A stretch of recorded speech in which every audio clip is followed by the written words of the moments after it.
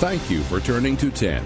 From NBC 10 News, this is a Decision 2023 debate, the special election for U.S. Congress. Live from our NBC 10 studios, here is moderator Gene Valicenti. And hello again, everybody. I'm Gene Valicenti, and I approve this debate. Welcome to all of you to our hour-long debate between the two candidates running in the special election to replace David Cicilline in Rhode Island's 1st Congressional District. This is one of the very few times you'll see them face off against each other, with the election just 5 days away now. Okay, let's get to it. Joining us tonight, Democrat Gabe Amo. Welcome, Gabe. Former aide to now Commerce Secretary and former Governor Gina Raimondo, and a White House liaison for President Biden. Next to him, the Republican Gerry Leonard, a retired Marine Corps colonel and former Chief of Staff for the Marine Forces Reserve. He's now an operations executive in the private sector. Both are making their first run for public office. Our format is simple. For some of our segments, I'll pose a question, and each candidate will have up to a minute to respond, followed by the other side going, and then followed by some shared discussion time. They can mix it up. It's a debate. In between, I'll pose some follow-ups. And then we'll have a lightning round to be answered in brief so we can cover as much ground as possible. Okay, the first question goes to Gabe Amo. Gabe, you get the first question, okay? Gabe, is your support for Israel unqualified? Completely. And first off, let me thank you, Gene, and thank you to all the viewers watching at home. It's important that we're here having this debate. I unequivocally support Israel. I truly believe that the horrible terrorist attack from Hamas requires a response, and Israel is an ally of our country, of the United States, who we need to support.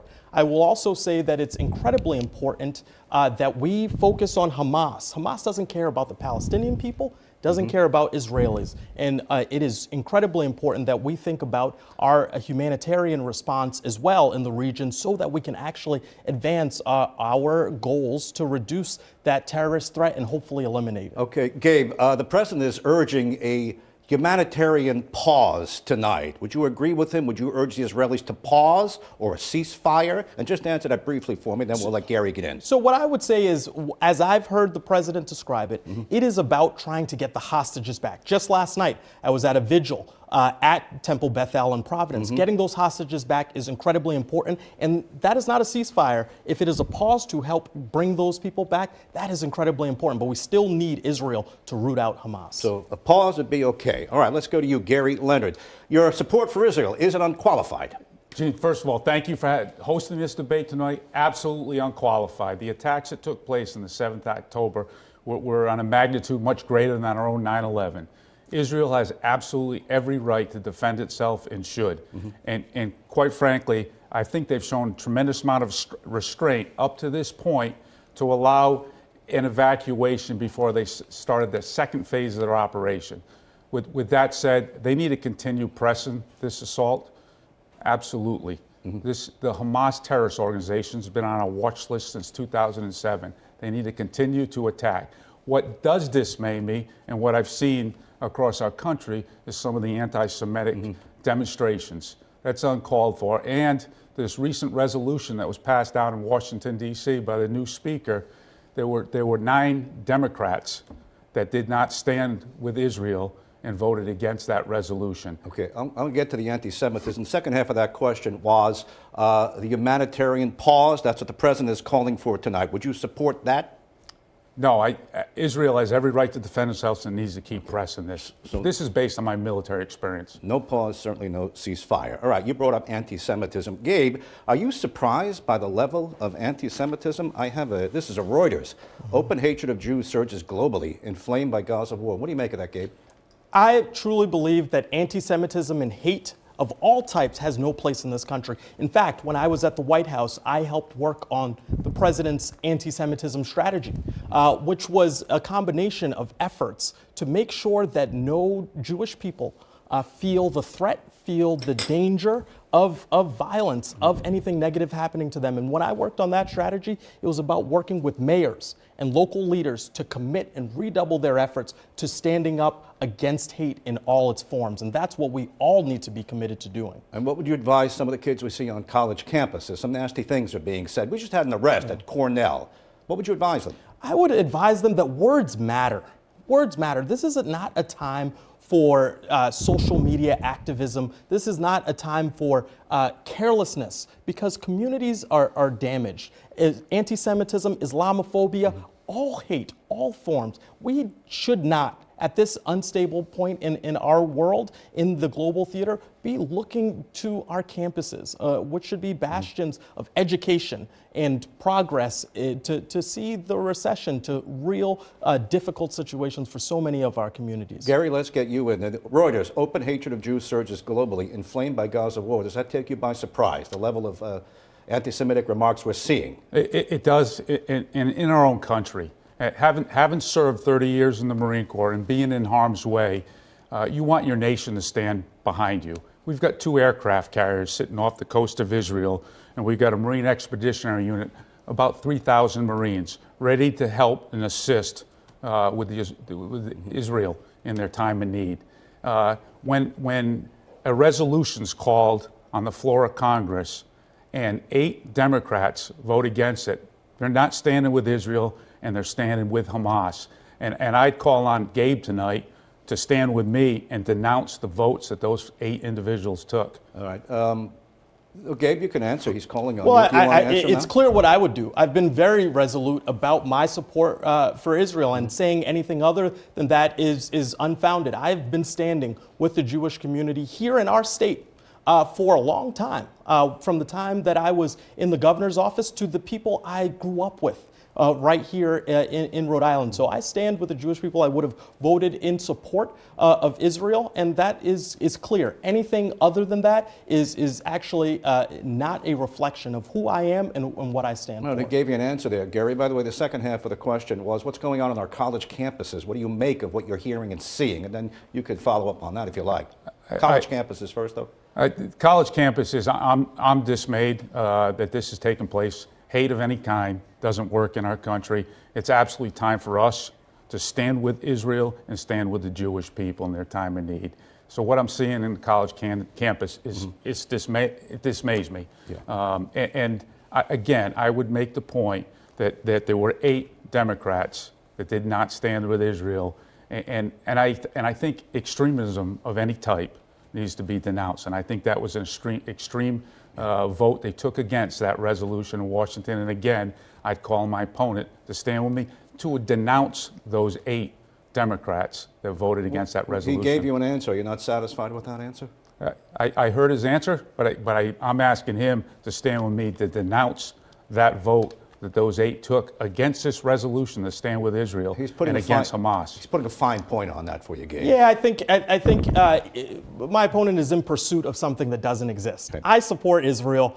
That is very clear. He and I together were at the same vigil last night. So we do stand together on Israel, and I think that is satisfactory. Okay, let's move to Ukraine. Gabe, is your support for Ukraine unqualified tonight? Yes. Look, I believe the circumstances of the response that Ukraine needs our help on is about democracy, both around the world and in that region. We cannot let Vladimir Putin let him steamroll and take over a country for his own dictatorial values. That is not okay. And so it is incredibly important that we see this through in support of our ally in Ukraine. It's important that we take the politics out of it. Right now, you see political games being played by the House Republican majority to split off the aid from aid for Israel, for aid for our issues at the South China Sea, for aid to our border situation. They want to play political games. That's extreme. Okay. We need to support Ukraine.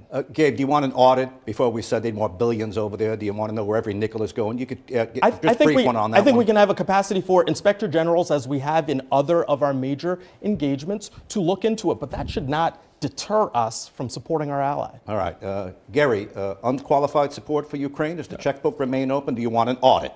A couple things on this, Gene. Absolutely support our initial decisions and the president's initial decisions of supporting Ukraine. We all know Vladimir Putin is an absolute thug. This is a clear violation of international law. So our efforts were the right efforts. What I do believe that the President of the United States owes us is what is our strategic goal? And I can help them articulate that, but what's our strategic goal? What's our exit strategy? And we absolutely need a couple things. We need accounting measures in place that you're talking about auditing. In Afghanistan, I saw billions of dollars go into that country that is now sitting in the Persian Gulf in multi-million-dollar mansions. That needs to be, we need to prevent that from taking place. The last thing I'll tell you is we need to make sure that our partners in Europe are also chipping in to the extent that they need to chip in. And we need to be harder on them on chipping in more and more.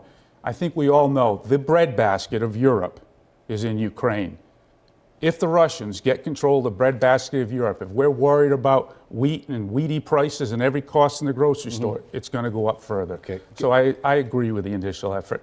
But let's have an exit strategy and let's have a goal so we're not writing blank checks for the next 20 years. We can't afford it. Gabe, Daily Express tonight says deluded Zelensky blasted as closest aide claims Ukraine is not winning the war with Russia. Do you believe that headline? Well, Not winning the war with Russia, according to a top Zelensky aide in the Daily Express. What do you make of that? So I think this makes it important that Americans redouble our commitment to Ukraine instead of the political games that we see being played in Washington. Democrats and Republicans in the Senate agree on supporting Ukraine. Mitch McConnell and Chuck Schumer don't agree on a whole lot, but they agree on supporting Ukraine. Instead, the extreme Speaker of the House in the House of Representatives, the new Republican, is for political games here around Ukraine. We can't afford that. This is about democracy. Democracy is on the line, and the United States stands as a beacon for it and should continue to. Gary, what do you make of that headline? Zelensky blasted as closest aide claims Ukraine is not winning the war with Russia. This war going on there, to me, looks like a stalemate. I don't know who's winning at this point, but it certainly looks like a stalemate. Again, the President of the United States owes us leadership on this, and who's been throwing their hats in the ring in a leadership role up to this point has been Saudi Arabia and China. That needs to end. The President of the United States of America needs to stand up and show leadership. I don't know what the outcome is here, but I do know that we need to protect that wheat field, and maybe it's a negotiated settlement, but we can drive that process from here. You both have a common ground on these global issues. Now let's move to a domestic issue where you may differ. The president is going up to Lewiston, Maine, Friday to be with the families who lost loved ones in the shooting, and he's going to push for an assault weapons ban again. Gary, do you support an assault weapons ban?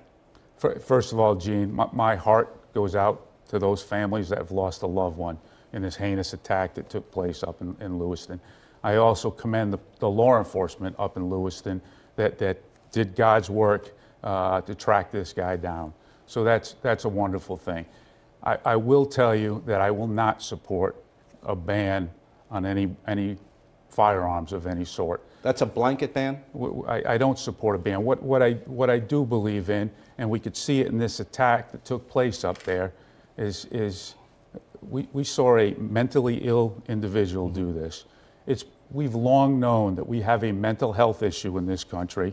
We need to make sure that weapons and firearms don't end up in the hands of people that should not have them. I believe in responsible gun ownership, but mentally ill, we need to prevent that. And we need to keep it out of the hands of criminals. That's so obvious. And we're not just talking about gun violence. We got a violence problem in this country, and it needs to be addressed. Gabe, on an assault weapons ban.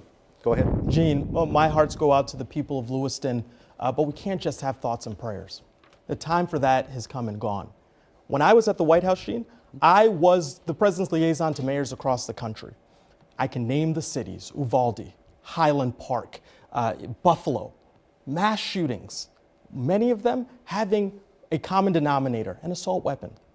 Why in our country, a great country, would we let the same thing happen over and over again? That's the definition of insanity. So to say that we should only attack the mental health challenges, to say that we should only focus on one form of violence, is us ignoring the common denominator. And it is about time, and I would be a sponsor in the Congress of an assault weapons ban, but there's more that we can do. Universal background checks, making sure that we have red flag laws, working towards community violence intervention. Jared Golden, the congressperson who covered that area, was opposed to assault weapons ban, but it took a tragedy for him to reverse his position, and we saw that last week. Okay. Let us not have any more tragedies, Gene. Gary, you disagree on the assault weapons ban, but some of do. those last items he meant, the universal background checks, and the others that he ticked off. Do you have common ground there?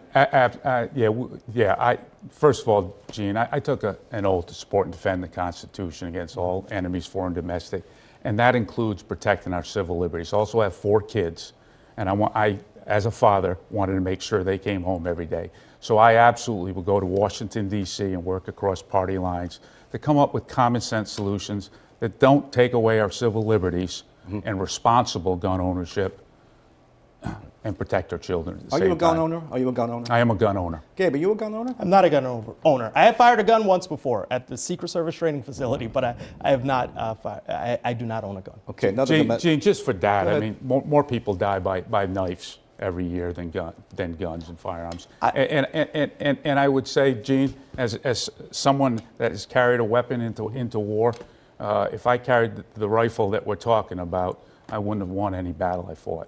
Go ahead, Gabe. The leading cause of premature death for juveniles is the result of a gunshot wound. This is important. There was just a New York Times article about this 2 weeks ago. We can't be blind to what's in front of us. Okay. We have to address this gun violence issue and do it now. Okay, let's move to immigration. Gene, we're kind of blurring some things here. All right, there's a lot of people that use a weapon to take their own life. Let's not blur data. I think what you were talking about was the mass casualty event that took place in Lewiston. With regard to assault weapons, that was the initial premise of the conversation. Gabe, do you want to just put a button on this? I would say any gun death is a bad one. Okay. It's a bad one. And so, we can parse all we want, but again, this is something I will not relent on. We have to stop all gun violence in this country. Let's hold it there, Gary. Gary, let's move on. We'll move on. Gary, next domestic issue is the broken immigration system. I assume both of you believe the immigration system is broken. The question is, how do you fix it? How do you fix it, Gary? How do you fix it? First of all, Gene, we are a nation of laws. We're also a nation of immigrants. We need to make sure we're enforcing our laws on the southwest border. Since this current administration came to office, they've created an open door policy. I'm all about immigration, but done in a sane way. And I will tell you, from my time at the Naval War College teaching, the definition of a nation state is one that can protect and defend its borders. We're not doing that right now. And I hope my opponent is concerned about the fentanyl crisis in our country right now and the sex trafficking. And just to put a nail on that thing, I've got a cousin that helps women down in North Carolina get out of the sex trafficking business. And Gene, she has told me since the Biden administration came in, her business, unfortunately, is going up fourfold. That's a tragedy. Just give me a short answer. Would you build the wall again? Would you match Donald Trump's efforts? And I'll just answer that quickly, then we'll get to Gabe. Yeah, we need to look at the wall as an option. We need to potentially extend the wall. There's other technologies we can use. We used them in Afghanistan to shut down rat lines over there. There's many techniques we can do. We need more customs border enforcement folks down on the border, and let's start controlling the border because it's a mess down there right now. Let's give equal time to Gabe. Gabe, the question was, how do you fix it? And in the end, do you support a wall? And we'll answer that, and then we'll go to a break. I believe in a robust legal immigration system. I'm the son of 2 West African immigrants who met right here in Rhode Island. So I believe in a functional legal system. However, we do have issues that we need to address, and that requires federal resources. Unfortunately, the extremism of House Republicans right now is preventing serious action on the range of things, right? We need to invest in our deterrent efforts. We need, I agree with my opponent, more Custom and Border Patrol agents. We need to support those border communities who are encountering folks. And of course, we need a robust investment in immigration and an asylum process that respects that some people have justifiable reasons to flee their lands for a host, violence, the impacts of changes in agriculture, and so much more. But we can do that. We just need political will out of Congress. Let me go. Yes. Let me go to a break. Do we need a wall? Do you No, need more of a wall than we have now? No, I don't believe we need more of a wall, but I do think we need a comprehensive solution. Can't just solve this doing one thing. All right. Thanks to both of you. Just hold it there. We'll go to our first break and we'll be back with more topics. What went wrong? What went right in COVID? Abortion? We're just getting started.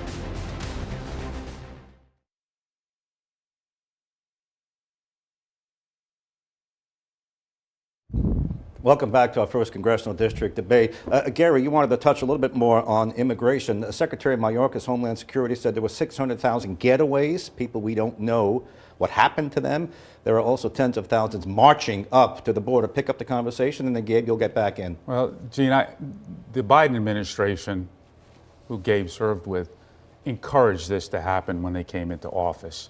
And now you hear the mayor of New York City can't handle the surge that's come into a city. The same things happen in Chicago. The governor of Massachusetts is having a difficult time handling the surge of folks coming to their city. This did not exist until the current administration came in, and we can't forget that. And we need to get back to fixing our borders and protecting our people. We as a country cannot afford to absorb this many people. And you and I both know there's an underground economy that's going to be created out of this. These folks will get jobs, and that's fine. I'm all about trying to figure out a path to citizenship somewhere down the road after we deal with the folks that came here a long time ago. Okay, Gabe, he is laying it at your former boss's feet, the Biden administration. It's well known that President Biden undid some of the Trump initiatives with regard to the wall. You have 600,000 getaways. That's Secretary Mayorkas, who's in office now. You've got tens of thousands marching toward the border. Gabe, he's laying it at your feet, the Biden administration, the Democrats. You can defend it. Well, what I would say is this is a time for Congress to step up. This is why I'm running for Congress, not just to lay blame at the administration, but to come up with comprehensive solutions and get bipartisan solutions so that we can move forward. I am not disputing the point that we, in fact, need to address this. I've spoken, all of those leaders he's spoken with, I spoke to when I worked at the White House. I know that this is a challenge for them. And so I look forward to getting elected to Congress and finding colleagues who want to move the ball forward instead of more political theater around this. Congress can't kick this down the field anymore. We gotta act. Is there something that he said that you dispute, though? He's blaming the Biden administration, and you were in the Biden administration. You dispute his characterization, the narrative.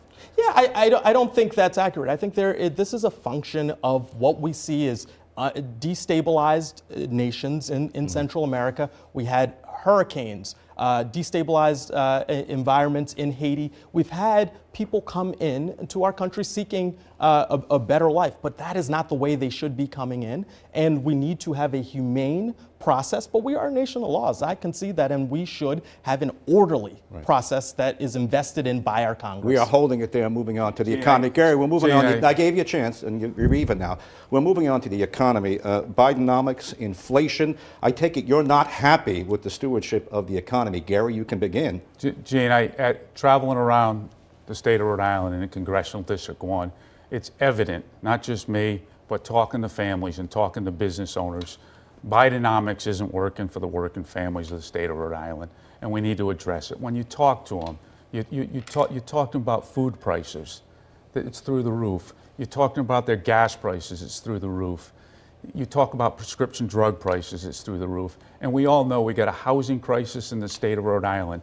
Rents in Providence have doubled over the last 3 years. This needs to be addressed. I absolutely believe that the president came in, took a mandate when it was a very close election. He won, but it was a close election, and he took it as a mandate to pass every piece of legislation he could. We saturated the economy with money, and when you have too much money chasing too few goods, you get inflation.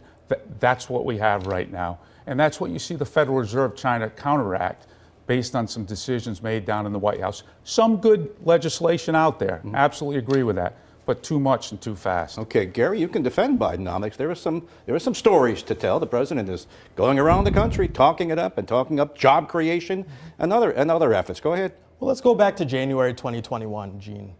We were faced with a economic situation caused by the COVID-19 pandemic that had us on the brink of real collapse. We were also dealing with insurrection on January 6th.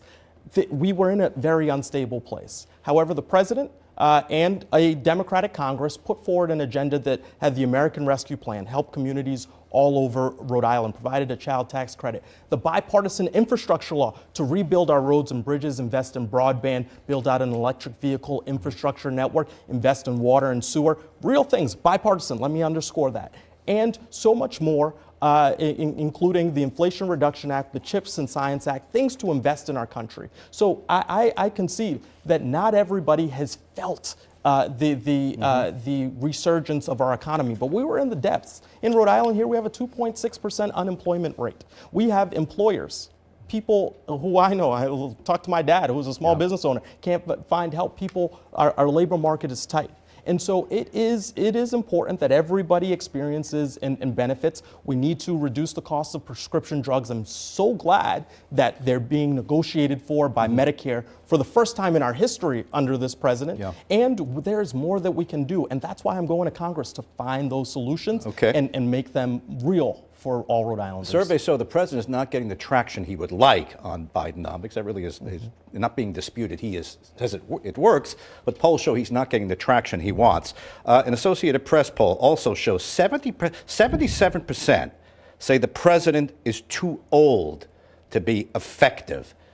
Gabe, are you out of step with 77%?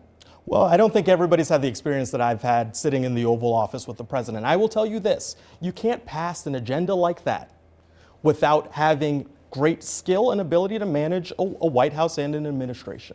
And so what I would say is that question is not about the work. It's about a data point, his age. If we focus on the work and the agenda and telling that story, and being optimistic and positive about what lies ahead, that is what I think ultimately will result in more support for the president next November. Gerry, you can take that and bat it if you want. 77% say the president is too old to be effective. But I'm going to ask you a question about Donald Trump, your party's leading candidate right now. Go ahead and you can take the Biden part first. The voters can decide about his age. There's an election coming up next year. I will go back to the previous point made. There's a false narrative that's been about unemployment rates right now. Yes, unemployment rates are low, but workforce participation levels, no one wants to talk about, at a 25-year low. Inflation is at a 25-year high. Interest rates, we haven't seen this type of interest rate increase since the 1970s. And worse yet, and this tells you where the American family is, or the Rhode Island family, credit card debt in our country right now is at an all-time high. Household credit debt. People are using credit cards to get by. This needs to be addressed, and it needs to be addressed with smart leadership. Okay, would you prefer another candidate on your side? Your candidate has at least more than half a dozen federal trials going on. There are plenty of people who would prefer another candidate. You say what to that? Well, I'm focused on 2023. I'll tell you that right now. We got a long way to go before 2024. I will support the Republican nominee for president next year, whomever that may be. But are you ducking out? Do you support Donald Trump right now? Or would you like somebody else? Would you like DeSantis? Would you like Nikki Haley? Other than Donald Trump? Go ahead and answer I think that. there's some good candidates, Gene. I've been impressed with Nikki Haley. I've been impressed with DeSantis. There's a few others out there. And if Donald Trump is convicted, would you tell him he has to hang it up and bail out? Well, I've supported and defended the Constitution, and doing things the right way is important to me. Okay, you've got about 30 seconds, and we have to go to break. Take it, Gabe. It's only fair. I will say support for Donald Trump is disqualifying in this election.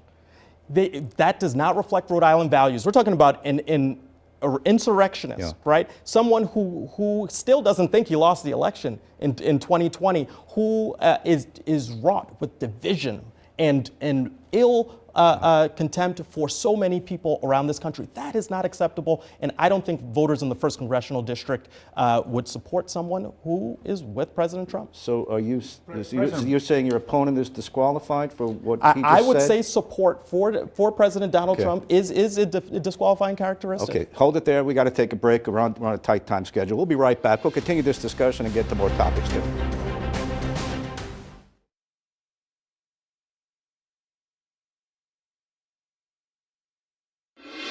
This is a Decision 2023 debate, the special election for U.S. Congress. Here is moderator Gene Valicenti. Welcome back. Before we went to the break, Gabe Amo, you suggested that any support for Donald Trump is a disqualifier.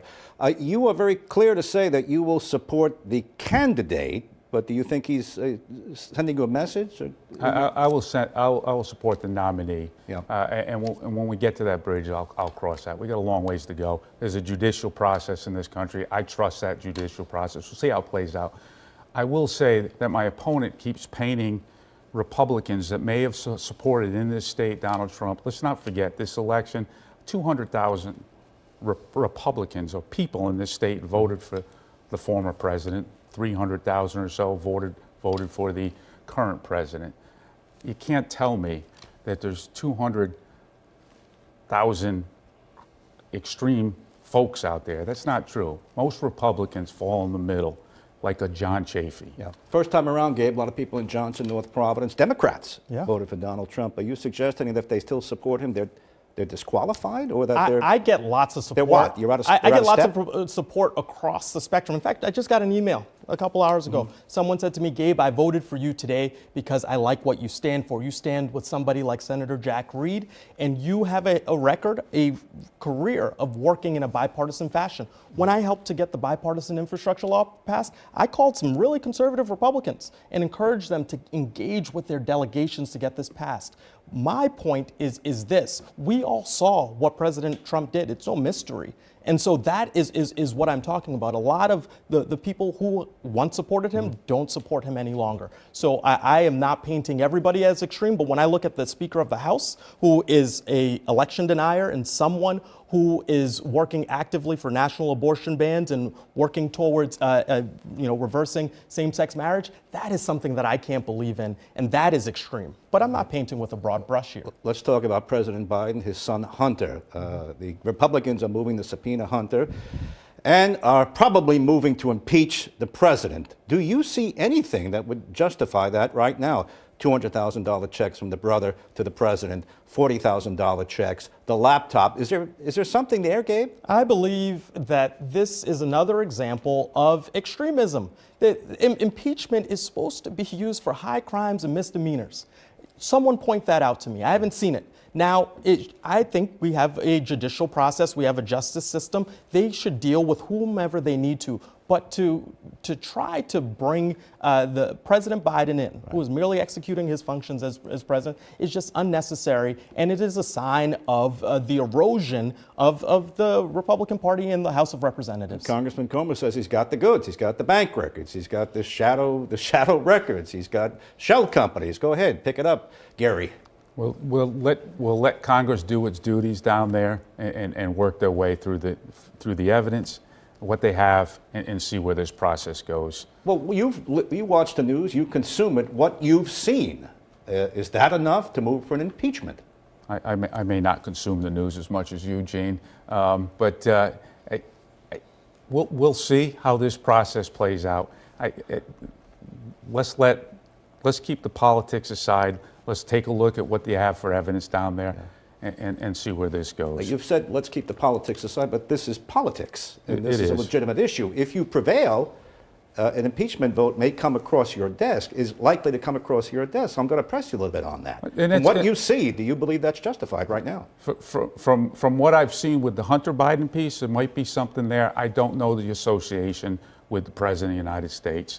Let me get down to Washington, D.C. and see what they're all looking at down there. I don't know all the evidence, and I trust people to make the right decisions on what they see with the evidence. Gabe, I'll give you the last word on this, then we're moving on. Well, my opponent is running as a Republican and wants to join that majority that is pursuing this case. So it is my sense that you sort of have to take a position on this one if that's who you want to join.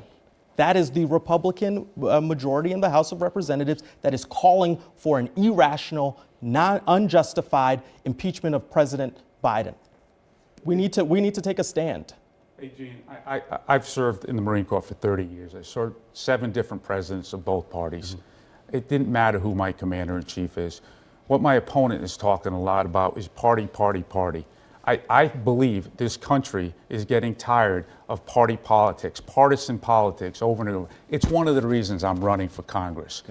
You each have extremists in your own party. If you get down there and you cross paths with Marjorie Taylor Greene on the far right of your party, what would you tell her? Gene, it's been pretty evident throughout my campaign that I'm standing up to extremism on both sides.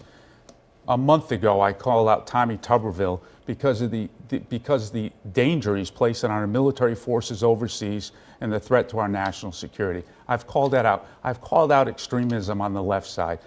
I believe we Americans, we Rhode Islanders, we live in a bell curve. And I believe the extremes on both ends, both on the far left and the far right, are driving the political dialogue in this country. I think most of us live in the center. It might be a little right, might be a little left. I think we need to get back to where the rest of the country is. My question was, what would you tell Marjorie Taylor Greene if you came across her? What would you tell her? She's an extremist in your party. That you're calling her extremist. I will fight extremism. I will tell you, the 8 Republicans just voted to oust Kevin McCarthy and joined by every single Democrat. That was extreme. It was unnecessary and shouldn't have been done. Gabe, what would you tell Alexandria Ocasio-Cortez if you came across her? I would say we need to come together. I would say that it is important for us to drive an agenda that is about solving problems, solving the challenges we have to gun violence, making sure that we protect Social Security and Medicare, doing what we can to make sure that everybody has jobs in the supply chains of the future.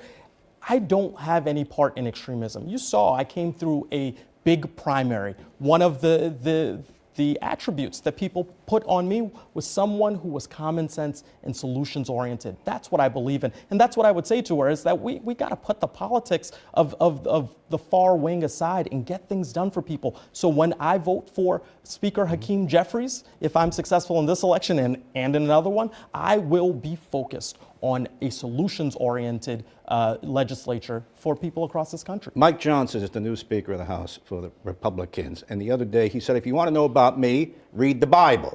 The Bible frames his perspective. Now, he's been derided on certain cable channels for that. He's also been praised on others. Square that for me.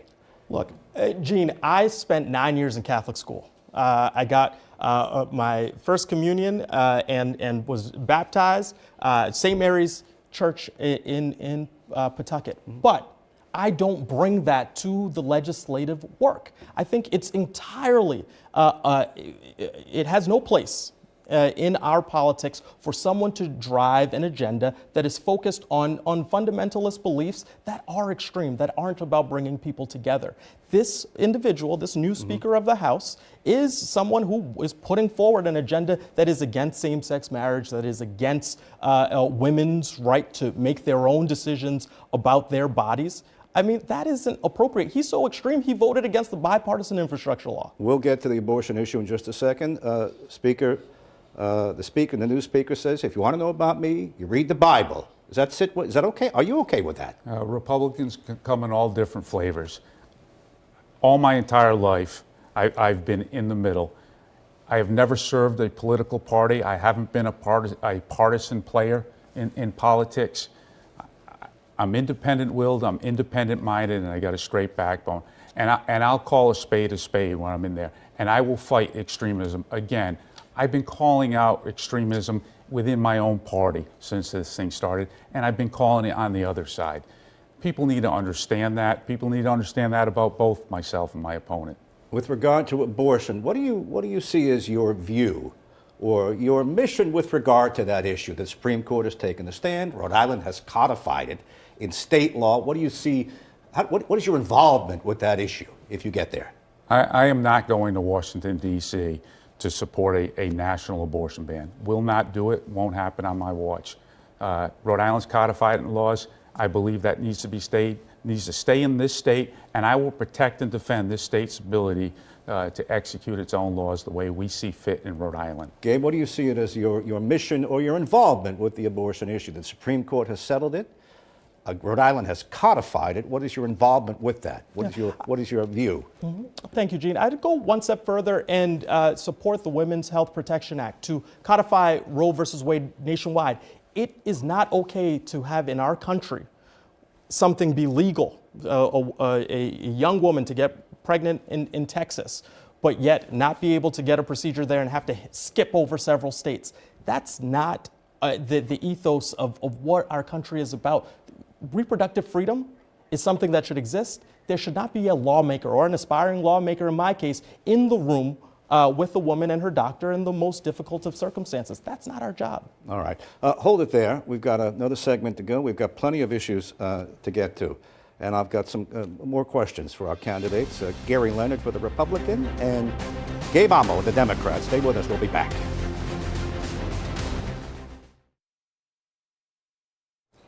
Welcome back to our debate in the 1st District congressional race. The candidates are just about even on time, so we're going to go to other topics. Climate change. Gabe, do you believe that man-made climate change the narrative is correct? As we've heard it, we are to blame for overheating the atmosphere. Do you believe that? Yes, there is a climate crisis. It is clear, and the impacts that we're feeling locally are things that we should be mindful of. Rising sea levels, seeing unprecedented flooding as we have this past summer. The East Bay will turn into a series of islands if we don't act. So there is a need to act. There is an urgency of now. And I, in Congress, would work very hard to get federal resources to make sure that we have coastal resilience for our communities and that we're also taking care of things like extreme heat. My grandmother lives in a high-rise in Pawtucket. I know those buildings cannot tolerate the rise in temperature that we're experiencing. You have a program like LIHEAP, the Low-Income Home Energy Assistance Program, that has gone from being about the winter and helping with bills then to helping with air conditioning in the summer. That tells you what you need to know, Gene. So it's settled science in your mind. There are meteorologists and other scientists of note who offer a differing opinion still to this day. Yeah, I do think the broad consensus is such that we are actually experiencing it. And in fact, on my way in here, I read an article from someone who was predicting this in the 80s who said it's even worse than they thought. Okay. Gerry, do you believe in global warming? It is man-made, and we are harming the planet. I absolutely believe I've seen the effects of climate change. I saw it down in Houston when we spent a week and a half rescuing people from their homes and out of their apartments down there because the streets were flooded. Yes, and you can see it on our coastline. I absolutely believe it, and I will talk to my Republican friends and say, yes, this is a real deal. The problem I have is our solutions to this climate change, to me, seems like we're way out in front of our skis. Well, offer a solution for us. We're talking about industrializing our oceans right now with probably the most unreliable and inefficient source of energy through windmills. Okay. That doesn't seem like a solution. There's other ways. And quite frankly, since when the Biden administration came in and shut down our pipelines, all right, and shut down our natural gas pipelines, that was a cheap, affordable, and clean energy source that could have funneled, power to our power facilities. Well, Gabe, he's right. The first thing the president did was kill that pipeline, and there's strong support in the Biden administration and Congress in general for the windmills, the wind turbines. By the way, 2 wind farms off New Jersey were just killed. Ours off Rhode Island is supposedly still going ahead, but go ahead. Well, what I would say is we have to look at a comprehensive solution that includes multiple sources. If we check the stat sheet, domestic oil production over the Biden administration's 2+ years has actually been higher than it's been in recent years. Moreover, wind is part of the solution. It's not the only solution, but we need to increase our investments in solar. We need to make sure that we are resilient and that we have a capacity to not be dependent on any resource, especially given the shocks that we have with our weather. Give us that fact again on domestic oil production. Domestic oil production has grown in the Biden administration. Yeah, Gerry, that was in the news. Domestic oil production is up under the Biden administration. We are not a net exporter, though, and we need to get back to being a place where we are a net exporter to around the world. Right now, there's countries throughout the world that are dependent on places like Russia and Iran for their fuel sources. That needs to change. And if you take a look at Iran, it's gone up. What they've produced and what they've taken in is gone up 7-fold. If you want to know who's funding the war in Israel right now, look no further than Iran. A couple of just a footnote questions. Gary, do you own an electric car? Do you drive an electric car? I don't. I drive an F-150. Okay, pickup truck. All right. And do you have solar panels on your house? I do not have solar panels on my house. Might you get them someday? Might you get an electric car? I'm pretty happy with my vehicle right now. I think some of the, when I'm talking about extreme solutions, they lack some common sense. We've got middle class and working families suffering in the state of Rhode Island, and we're talking about trying to get electric cars in everybody's. We don't have a grid system that can support the amount of electricity we want to put on it. So we're talking electric cars. We're telling my 85-year-old mother to get rid of her gas stove and go all electric. It doesn't pass the common sense test, and it's unfair to the working families of Rhode Island on what we're trying to do here. And by the way, you drive the most popular pickup truck, the F-150. You got millions of them out there.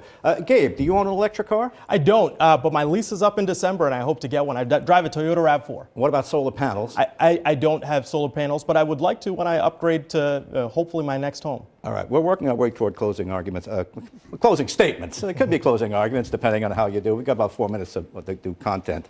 A freshman congressman has their work cut out for them in Washington. It's very hard to get traction unless you're a media darling. I don't see that right now from Rhode Island, but you got to get down there and you got to fight for us. Gabe, what's priority number one? What are you bringing back for us? Yes. Well, I think I'm in a unique position. Having just worked in the Biden administration, having the great relationships that I do with our great congressional delegation, especially Senators Reid and Whitehouse, I'm not your average freshman at number 434. I'm going to work vigorously to bring back resources from my former colleagues in the Biden-Harris administration, especially as it relates to Rhode Island being part of the supply chains of the future. You might have just seen the tech hub that was just announced, designated here, saying that we can grow our blue economy here. That was phase one. Phase two, I'm going to work as hard as I can to get resources from the administration to grow that industry right here in Rhode Island. So I'm going to fight vigorously. But at the national level, I'm very focused on Social Security and Medicare and doing whatever we can to protect Social Security and invest in it and ward it off from the attacks from people like Speaker Johnson, who has constantly, as a member of the Republican Study Committee, tried to cut it. Okay, Democrats routinely blame Republicans for going after Social Security. He didn't name you specifically, Gary, but you've heard the argument. Are you going to protect Social Security, and what are you bringing back for us? On your second part of that question, I will absolutely fight to preserve and protect Social Security. You do not make a promise to American citizens and at the end of their life tell them we're going to change the rules of the game. Like what happened here in the state of Rhode Island with the pension fund. All right, my parents, both retired teachers, are watching inflation go up due to Bidenomics and no COLA adjustments to that. I'm watching my teacher my sister get 10 years added on to her teaching contract to get to the finish line. She was supposed to retire 2 or 3 years ago. She's retiring when she's 65. That's not good for her. It's not good for the school kids that are getting teachers that plan on retiring. Okay. So there's all this crazy talk about Republicans trying to take Social Security true. It's absolutely untrue. And the only fact I know of anybody trying to take any type of pension is my opponent and his friends. Well, what do you mean by that? What do you mean by that? Well, with the pensions, the fear mongering about Republicans trying to take Social Security, it's a false narrative. It hasn't happened. You said you indicated he wants to take a pension. No, I'm just talking about what happened here in the state of Rhode Island at the state level. Oh, okay, all right. Gabe, with his former boss.